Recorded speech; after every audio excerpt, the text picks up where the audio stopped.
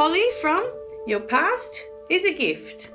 Okay, so today what I wanted to touch on was the message from the last video. The very end of the video talked about why people tell you to bury your past, or pretty much bury it, ignore it, or forget that it happened.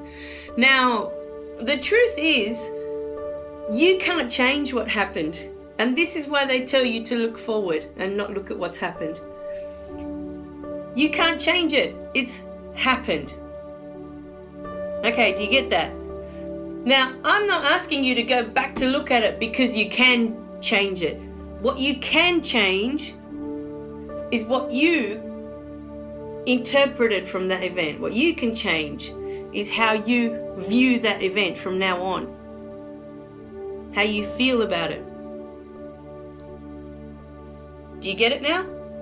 So you can't change what happened, but you can change your thoughts about what happened. You can change how you feel about it. And the process for that really starts with you understanding that the things that have happened in your life are not your fault. Okay, if someone was mean to you, if an adult was mean to you and they didn't show you love, it's not your fault that they couldn't show you love. So you need to understand that.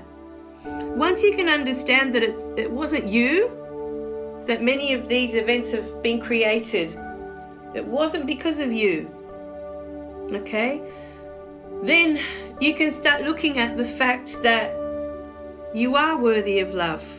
That event in your life doesn't mean that you're not worthy of love. Do you understand? So you can't change that person was mean to you. You can't. Okay, say it was your dad. Say it was like my dad with his dad used to beat them severely. Okay, my dad can't change that. He can't change the fact that in his childhood he used to, receive quite severe beatings from his dad. You can't change that. But what you can change from that is that when you go back to look at it, okay, you look at it from the point of view that you're a child, okay, and yes, you made mistakes, okay, that's life. We make mistakes. That's how we learn. That's how we gain skills, by making mistakes. You have to make lots of mistakes, otherwise you can't grow. But okay, from there, he made a mistake, his dad would punish him. Now, the whole point of the punishments being so severe at the time were that, okay, if the punishment was severe enough, the child would remember and therefore never commit that mistake again. That was the whole point. It was to create this fear in the child's heart so that the next time they thought of doing that, they would remember, oh, if I do that, that's what I'm going to get for it. So you have to look back and think, okay, that's the way it was treated at the time.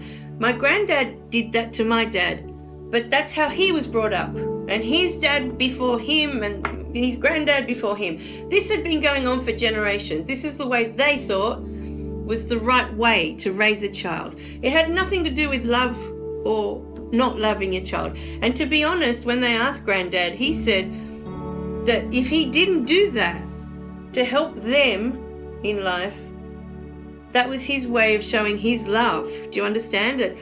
Making sure that they were going to do the right thing in life, that they would make the right choices, that they would know the right way from his punishments. He thought that was showing his love. But there's many ways to, punish a child and teach them consequences, for mistakes. But you also have to understand that we need to make mistakes to learn and grow. We need to. I mean, a child, I've watched my little one try and pour milk when she was 2, 3. She wanted to do it herself. And she kept spilling it. Sometimes I'd get like, because now I got to clean it up. And to be honest, it wasn't. One day I was standing there thinking, why am I getting so cranky about it? She has to learn the coordination. It's not that easy, when you're that little, when you're 3 years old, trying to pour your own milk from this big, bottle. So I was watching her and I thought, she's learning. And my reaction to it, eventually she stopped pouring the milk. And I realized it was because of my reaction, because every time she'd spill, I'd have to go and clean it up. Now, as a child, if I made a mistake, I was smacked. Not as severely as my dad or my mum were in their childhood, but I mean, in comparison to that, my mum thought, her smacks were nothing, right? Because it was just a smack. But I think I was reacting to that anytime I made a mistake, I would get smacked or yelled at, and then I'd be like, and so you already, in your mind, you've already got these patterns going of make a mistake, I'm going to get in trouble. Rather than make a mistake, okay, we clean it up, you try again next time, until eventually they learn to do things for themselves. Children will learn to do things for themselves.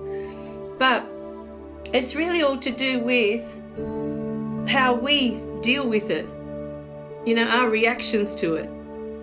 So, and I realized with time, my reaction to her was not that she was spilling it, but it was my child in me remembering, if I spilled, I'd get in trouble, And so I'd like you to think about that today. If you're a parent, how many times do you react to things?